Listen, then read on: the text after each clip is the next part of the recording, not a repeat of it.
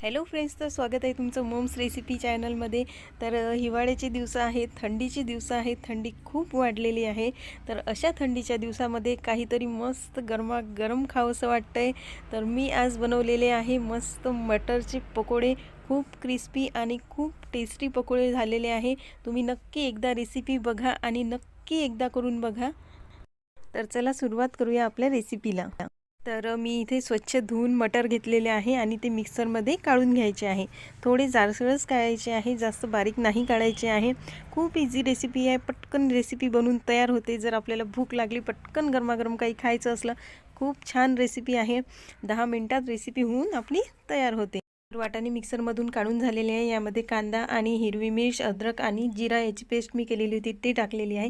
त्यानंतर मिर्च पावडर, हळद आणि मीठ टाकलेलं आहे। त्यानंतर धने टाकलेले आहे, थोडे बारीक करून धनेपूड टाकायचा आहे।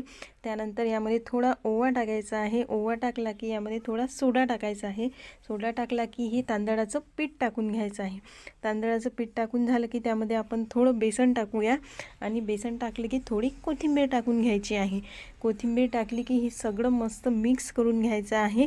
चांगल्या प्रकारे मिक्स करायचं आहे। मिश्रण आपलं तयार आहे आणि कडक तेल तापू द्यायचं आहे। त्यानंतर पकोडे तळायचे आहे। जर तेल व्यवस्थित तापलं नाही तर पकोडे आपले वितळू शकतात, त्यामुळे कडक तेलच तापू द्यायचं आहे। त्यानंतर पकोडे टाकायचे आहे। तर हे बघा, कडक तेलामध्ये असे मस्त पकोडे टाकून घ्यायचे आहे, छोटे छोटे। खूप छान, खूप क्रिस्पी पकोडे बनतात। कुणाकुणाला मटर पकोडे आवडतात, मला नक्की कमेंट करून सांगा।